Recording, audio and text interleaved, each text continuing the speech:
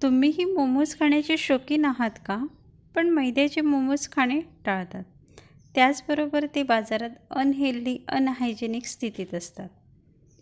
हीच रेसिपी आपण घरच्या घरी बनवूया. तर आज आपण बनवणार आहे रव्याचे सोया मोमोज. ही रेसिपी खूप सोपी आहे, झटपटही होते आणि चवीलाही अप्रतिम.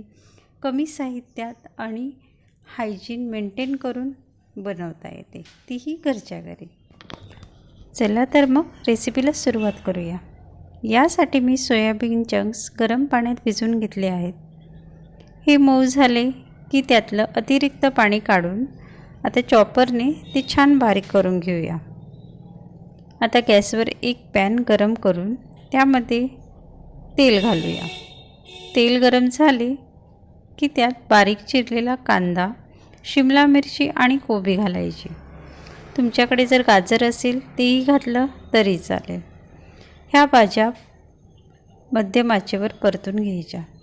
भाज्या पूर्णपणे शिजवायच्या नाही आहेत. थोडासा कुरकुरीतपणा, कच्चेपणा त्यात राहिला पाहिजे. त्यामुळे मोमोजची चव आणखीच छान लागते. नंतर आपण बारीक करून घेतलेले सोया चंक्स घालूया आणि चव वाढवण्यासाठी आपण इथे red chilli sauce, green chilli sauce आणि सोया सॉस घालून ह्या भाज्या पुन्हा परतून घ्यायच्या आहे. सॉसमुळे काय होतं, मोमोजला अगदी रेस्टॉरंटसारखी चव येते. त्यानंतर ऑरेगॅनो आणि मिरी पावडर घालायची आणि आपलं स्टफिंग तयार आहे मोमोजचं. स्टफिंग पूर्णपणे थंड होण्यासाठी प्लेटमध्ये काढून घेऊया. मोमोजचा आता डो तयार करायला घेऊया. एका मोठ्या भांड्यात 1 वाटी बारीक रवा घ्यायचा आहे.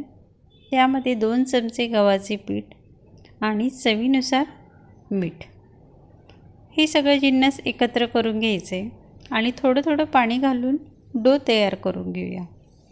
आता हा डो आपण 10 ते 15 मिनटं झाकून ठेवायचा.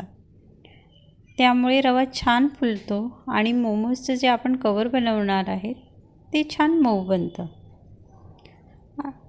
आता आपण हे झाकून ठेवलेलं डो पुन्हा एकदा मळून घ्यायचं आहे. त्याचे छोटे छोटे गोळे करायचे आणि पुऱ्या लाटून घ्यायच्या. पुरीच्या मध्यभागी 1 चमचा तयार केलेले आपण स्टफिंग ठेवायचं आणि आवडीप्रमाणे मोमोजचे शेप देऊन घ्यायचा. मी या ठिकाणी 3 प्रकारचे सोपे शेप्स दाखवले. ज्यांना अगदी मोमोजला शेप्स देता येत नाही त्यांनी हे शेप्स नक्की ट्राय करा. आता सर्व मोमोज रेडी करून घेऊया. स्टीमर गरम करून घेऊया आणि हे रेडी केलेले मोमोज त्यात स्टीम करून घेऊया. 15 ते 20 मिनटामध्ये आपले छान मोमोज तयार होतात. स्टीम केल्यामुळे ते मस्त फुलतात आणि चमकदार असेही होतात. हे मोमोज तुम्ही गरमागरम लाल तिखट चटणी, मेयोनीज किंवा शेजवान चटणी अशा वेगवेगळ्या डिपसोबत सर्व करू शकता. अशा प्रकारे मैद्याशिवाय तयार झालेले आणि हेल्दी मोमोज मुलांपासून मोठ्यांपर्यंत सगळ्यांनाच आवडतील. प्रोटीननी भरपूर असलेले असे हे मोमोज एकदा नक्की ट्राय करा. व्हिडिओ आवडला असेल तर लाईक करा, शेअर करा, सबस्क्राईब करा.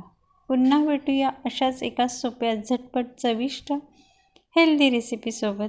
धन्यवाद.